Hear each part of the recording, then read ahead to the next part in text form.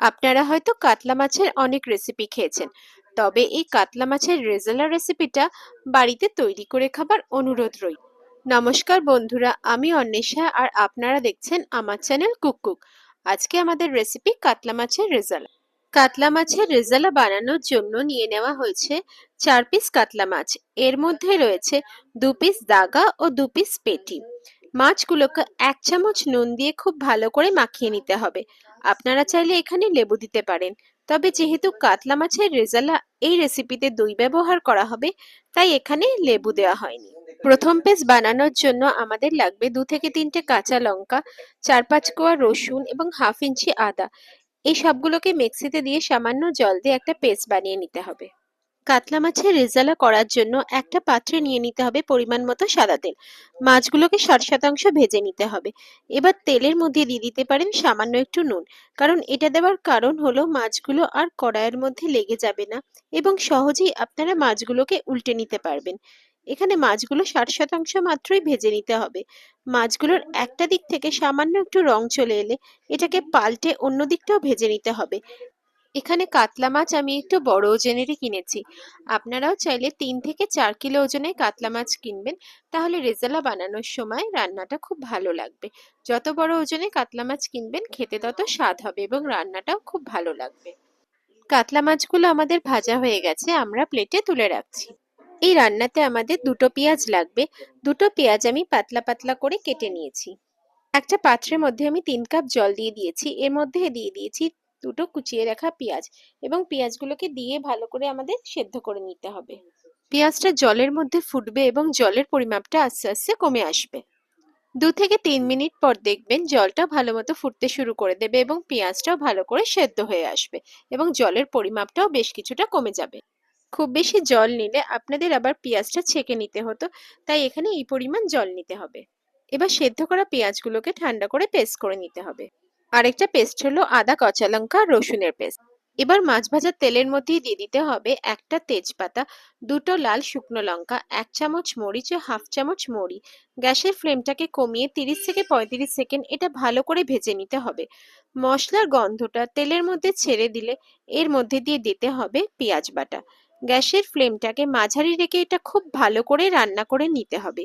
পেঁয়াজটা আগে থেকে সেদ্ধ করে রাখার কারণে এটা ভেজে নিতে খুব বেশি সময় লাগবে না। 2 থেকে 3 মিনিট পর দেখবেন তেল ছেড়ে দিয়েছে। ঠিক এই সময় দিয়ে দিতে হবে আদা, রসুন ও লঙ্কা বাটা। আবার ভালো করে মিশিয়ে রান্না করে নিতে হবে। এই সময় গ্যাসের ফ্লেমটা অতি অবশ্যই কম রাখতে হবে, কারণ এর মধ্যে যেহেতু জল দেওয়া ছিল তাই ছিটকানোর সম্ভাবনা থাকবে। গ্যাসের ফ্লেমটা কমিয়ে রাখলে এটা আস্তে আস্তে ভালোভাবে রান্না হয়ে যাবে এবং ছিটকানোর সম্ভাবনাও থাকবে না। আদা, রসুন আর কাঁচা লঙ্কার গন্ধটা চলে গেলে এর মধ্যে দিয়ে দিতে হবে 1 চামচ ধনের গুঁড়ো, 1 চামচ জিরের গুঁড়ো, স্বাদ মতো নুন। এখানে আর অন্য কোনো মশলা লাগবে না। এবার সবকিছুকে খুব ভালো করে মিশিয়ে নিয়ে রান্না করে নিতে হবে। এরপর তেলটা ছেড়ে এলে এর মধ্যে দিয়ে দিতে হবে কাজু, পোস্ত ও চারমগজ বাটা। কাজু, পোস্ত এবং চারমগজ বাটার জন্য আমি এক একটা পাত্রে আলাদা আলাদা করে পোস্ত, কাজু এবং চারমগজ নিয়ে নিয়েছি। তিনটেই একটা পাত্রের মধ্যে ঢেলে নিয়ে আমি 10 থেকে 15 মিনিটের জন্য জল দিয়ে ভিজিয়ে রেখেছি। এবার জল দিয়ে ভিজিয়ে রাখার পর 10-15 মিনিট পর আমি এটা একটা স্মুথ পেস্ট বানিয়ে নেব। গ্যাসের ফ্লেমটা মাঝারি রেখে এটা খুব ভালো করে মিশিয়ে নিতে হবে। এটাকে ভালো করে রান্না করে নিতে আপনার কম করে 10 মিনিট সময় লাগবে, কারণ কাজুটা এখানে একদমই কাঁচা আছে। ভালো করে রান্না হয়ে গেলে মশলা থেকে অনেকটাই তেল ছেড়ে দেবে। মশলা থেকে কিছুটা তেল ছেড়ে দিলে এই সময় দিয়ে দিতে হবে 2 থেকে 3 চামচ টক দই। টক দইটা আগে থেকেই সামান্য জল দিয়ে ফিটিয়ে নিতে হবে, যাতে দইটা তেলে দেওয়ার সাথে সাথে কেটে না যায়। এই সময় অবশ্যই নুনটা চেক করে নেবেন। দইয়ের টক ভাবটা সামঞ্জস্য আনার জন্য এই সময় দিয়ে দিতে পারেন সামান্য চিনি। আবারও খুব ভালো করে মিশিয়ে একটু রান্না করে নিতে হবে যতক্ষণ না কাতলা মাছের রেজালা থেকে তেল ছেড়ে দিচ্ছে।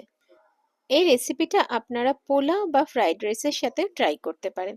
খেতে খুবই ভালো লাগবে। এটা লাঞ্চেও বা ডিনারেও আপনারা ট্রাই করতে পারেন। মশলাটা কষতে কষতে যখন দেখবেন তেল ছেড়ে দিচ্ছে, এরপর দিয়ে দিতে হবে পরিমাণ মতো জল। জলটা দেওয়ার সঙ্গে সঙ্গে মাছগুলো দিয়ে দেবেন না, গ্যাসের ফ্লেমটা মাঝারি রেখে জলটা ভালো করে ফুটিয়ে নেবেন। কারণ ততক্ষণ না ঝোলটা ঘন হবে ততক্ষণ আপনারা মাছটা ছাড়বেন না। 1 থেকে 1.5 মিনিট রান্না করে নিলে যখন কাজুটা গলতে শুরু করবে এবং গ্রেভিটা অনেকটা ঘন হয়ে যাবে, ঠিক এই সময় দিয়ে দিতে হবে আগে থেকে ভেজে রাখা মাছগুলো। মাছগুলো যেহেতু 60%ই রান্না করা আছে, তাই মাছগুলোকে ঝোলের সাথে ভালো করে মিশিয়ে খুব ভালো করে ফুটিয়ে নিতে হবে।